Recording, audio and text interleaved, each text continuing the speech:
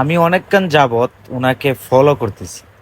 আসলে ওনাকে এর আগে আমি ওইদিকে যখন সামনে দিয়ে হাঁটলাম, অনেকবার দেখলাম উনি মানুষের কাছে হাত পাততেছে, মানুষের কেউ যা পারতেছে তা দিচ্ছে আর কি। তো তারপরে আমি আসলাম একটা চায়ের দোকানে চা খাওয়ার জন্য। আবার উনি আমার চোখে পড়ে গেলেন, তখন আমি ওখানে বসে ওনাকে ভিডিও করতে লাগলাম। আসলে আপনারা একটু দেখুন ওনার এই বয়সে কি অবস্থা, আর উনি এখন এই বয়সে এসে মানুষের কাছে হাত পাততেছে। তো আমি অনেকক্ষণ তাকিয়ে থাকলাম। দেখেন আপনারা, ওই লোকটি অনেকক্ষণ দাঁড়ানোর পর একজন লোক ওনাকে মানিব্যাগ থেকে সম্ভবত 10 টাকা, 10 টাকা হবে সম্ভবত, বের করে দিছে। আসলে মানুষের জন্য আমি ক্লিয়ার দেখতে পারিনি কয় টাকা দিছে, সম্ভবত 10 টাকাই হবে। তারপরে উনি কোথায় যাচ্ছে আমি উনাকে ফলো করতেছি। তো দেখলাম উনি আসলে পায়ে, সম্ভবত ওনার পায়ে কোনো আঘাত আছে, এই জন্য ওনার দুনো হাতে দুইটা লাঠি। তো দেখি আমি উনি কতটুকু পর্যন্ত যাইতে পারে, আর আপনারাও দেখতে থাকেন আসলে লাস্টে কি হয়। আপনারা দেখেন, মানে লাস্টে আপনারা অনেক একটা ইন্টারেস্টিং পাবেন। লাস্টে দেখেন উনি একটা ফার্মেসিতে গেছে, তো আমি কিন্তু এর পাশেই বসে চা খাচ্ছি। তো ফার্মেসিতে উনি অনেকবার যেয়ে বলতেছে, আসলে দুজন মানুষ দেখেন মাথা নিচু করে বসে আছে।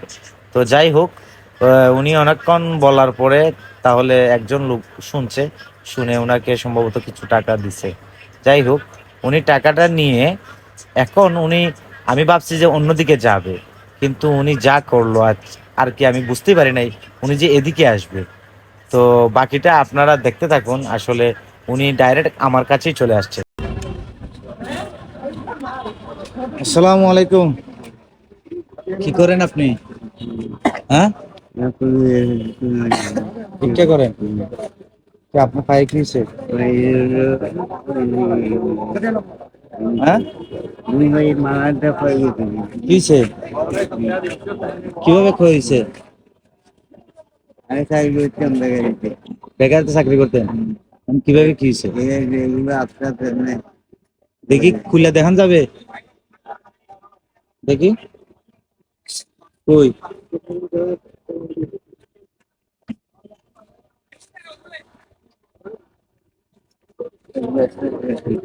হ্যাঁ, এক্সরে করাইছেন? কি হয়েছে, ভাঙছে?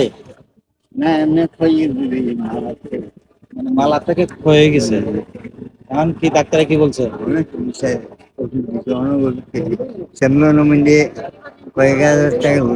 আপনার বাসা কোথায়? বাজার। তো এটা কি ভালো হবে না? না, আর ভালো হয়েছে না। এভাবে থাকবেন? তো ভিক্ষা করেন কেন? হ্যাঁ, জোরে বলেন। কি করতাম স্যার, এখানে আর কেউ নেই তো আমার।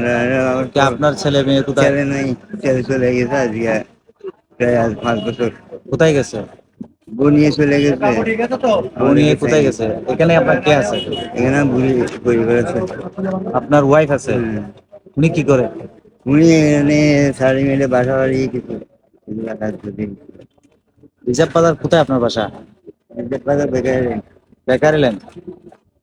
এখানে কি বাসা ভাড়া থাকেন নাকি না? হ্যাঁ, মোবাইল নাম্বার আছে? হ্যাঁ, মোবাইল নাম্বার নাই? আমাকে মোবাইল নাম্বারটা দিয়ে যাইতেন, আমি অন্য এক সময় আপনার বাসা যাইতাম, দেখতাম যাইয়া কি অবস্থা। হ্যাঁ, কি না, নম্বর নাই? তো আপনারে অন্য একদিন কোথায় পাবো?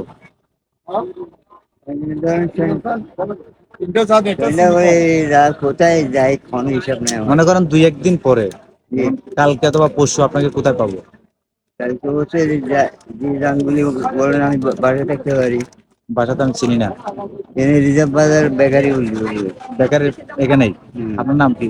আমার নাম তপন দাস। তপন দাস, আচ্ছা। না, আমি অনেকক্ষণ ধরে দেখতেছি আপনি মানুষের হাতে হাতে মানে চাচ্ছেন, টাকা চাচ্ছেন, বুঝছেন? তো আপনার এখানে কেউ নাই? হ্যাঁ, না, আমার পরিবার ছাড়া আর কেউ নেই। কেউ নাই না? ছেলে দেখেন আপনার? না। তাহলে ওই চিকিৎসা করলে আর ভালো হবে না? চিকিৎসা অনেক করছি, আর সে ডাক্তার কিছু হ্যাঁ না বলে না। সেগুনে এই আমার সেগুনে 15 দিনে 1,000-1,500 টাকা হবে চাকরির জীবনে। আর চাকরি করতে পারি না। সারাদিন ইয়ে করে কত টাকা পাইছেন? বেশি ধর না 300। 300 টাকা। তো ওগুলা দিয়ে কি করবেন? কি করবো, এতে এতে রাখবো, কিছু ওষুধ খাবো, ওষুধ খাবো, বাজার খরচ করবো, আর কিছু গড়বড় ওষুধ লেগে খাবেন? রাখছিল। কি ওষুধ মনে আছে? মনে করেন ওষুধ আমার তো জানা নাই, ব্যথার ওষুধ এগুলো। হ্যাঁ, এগুলো ব্যথার ওষুধ খাইয়ে কোনো রকম চলে। ব্যথার ওষুধ বলতে নাম কি, ওষুধের নাম কি?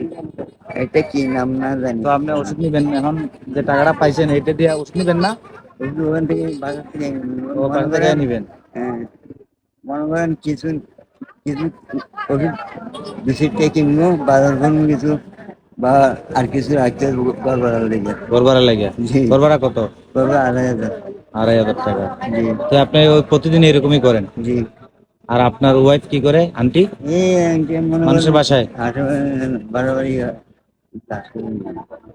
বড়ই কষ্টের বিষয়। আচ্ছা, আমি ওখানে গেলে আপনার পাবো না? এই কোন দিন যাবেন, যেতে টিয়া দিলে আর না। রিজার্ভ বাজার বেকারি বললে হবে নাকি? Bakery, bakery? Bakery line. Bakery line. হ্যাঁ। আপনার নাম তপন দাস? মোবাইল নাম্বার তো নাই?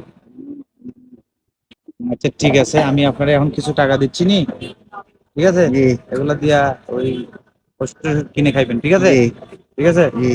আচ্ছা, এখন আর এখানে না দাঁড়িয়ে জানগা বাসায়, ঠিক আছে? এখন তো মোটামুটি হয়েছে তো, হ্যাঁ? স্যার, ঠিক আছে তাইলে। জি, স্যার। ঠিক আছে তাহলে, ভালো থাকবেন, জানগা।